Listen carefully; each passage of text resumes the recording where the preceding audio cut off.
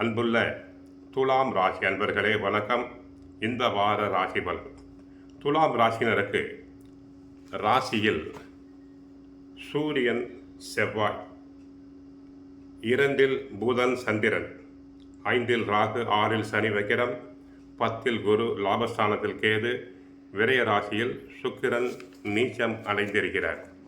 ஜென்மராசியில் சூரியன் 1 அடுத்து 2ஆம் இடத்துக்கு செவ்வாய் போவதால் எந்த ஒரு விஷயத்திலும் சிந்தித்து செயல்படக்கூடிய நேரம் இது. உங்களது முன் கோபத்தை குறைத்துக் கொள்ளுங்கள்.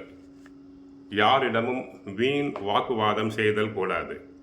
ராசிக்கு 5 ராகு இருப்பதால் சனி வக்ரகதியிலும் இருப்பதாலும் உடல் நலத்தில் கவனம் தேவை. சிறிய உடல் உபாதை என்றாலும் மருத்துவரை சென்று சந்தியுங்கள், நன்மைகள் கிடைக்கும்.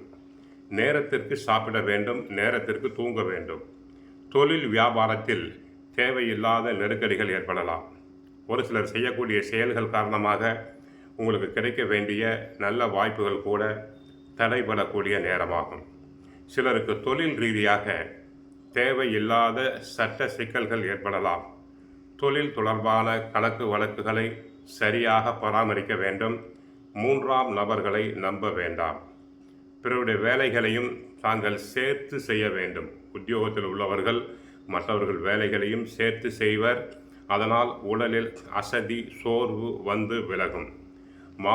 மாணவியர்கள் படிப்பில் கவனம் செலுத்துதல் வேண்டும். கெட்ட சகவாசம் இருத்தல் கூடாது. பெற்றோர் சொற்படி, ஆசிரியர் சொற்படி கேட்க வேண்டும். ராசிக்குரிய சுக்கிரன் 12 இருந்தாலும் பரிவர்த்தனை பெறுகிறார். சூரியன் புதன் இணைந்து புத ஆதித்ய யோகம் உண்டாகும். சம யோசிதமாக செயல்படுவீர். குரு தொழில் ஸ்தானத்திலிருந்து ராசிக்கு 2ஆம் இடத்தை பார்ப்பதால் அங்கே செவ்வாய் வார மத்தியில் ஆட்சி பெறுவதால் நல்ல அமைப்பு, நல்ல வருமானம் உண்டு. கண்டிப்பாக வீடு மனை விற்பனை லாபகரமாக இருக்கும். ரியல் எஸ்டேட் ஓரளவு முன்னேற்றம் பெறும், வருமானம் கிடைக்கும். அது குறித்து எடுத்த முடிவுகள் சாதகமான பலன் தரும். மங்கள காரியம் நடக்க வாய்ப்புண்டு. கணவன் மனைவி உறவுகள் அந்யோன்யமாக இருக்கும். வருமானம் அதிகரித்தாலும் அதற்கேற்ற செலவுகள் உண்டு. திட்டமிட்டு செலவு செய்யுங்கள். அனாவசியமாக செலவு செய்தல் கூடாது. ஆரோக்கியத்தில் கவனமாக இருக்க வேண்டும். சிலர் மருத்துவமனையில் தங்கி சிகிச்சை பெற வேண்டி இருக்கலாம். பெண்களால் பிரச்சனை உண்டு. பிறருக்கு வாக்கு கொடுக்கும் போது யோசித்து வாக்கு கொடுங்கள். உத்தியோகத்தில் உள்ளவர்களுக்கு உயர் அதிகாரிகளால் தொல்லைகள் ஏற்படலாம். அதிகாரிகளை பகைத்து கொள்ள வேண்டாம். வாகனம் அடிக்கடி பழுதுபடும், அதில் கவனம் தேவை. வாகனத்தால் வீண் செலவுகள் வந்து போகலாம். ஆக கோவிலுக்கு சென்றால் மகாலட்சுமி தாயாரை வழிபடுங்கள். நவகிரகத்தில் உள்ள சுக்கிரனை வழிபடுங்கள்.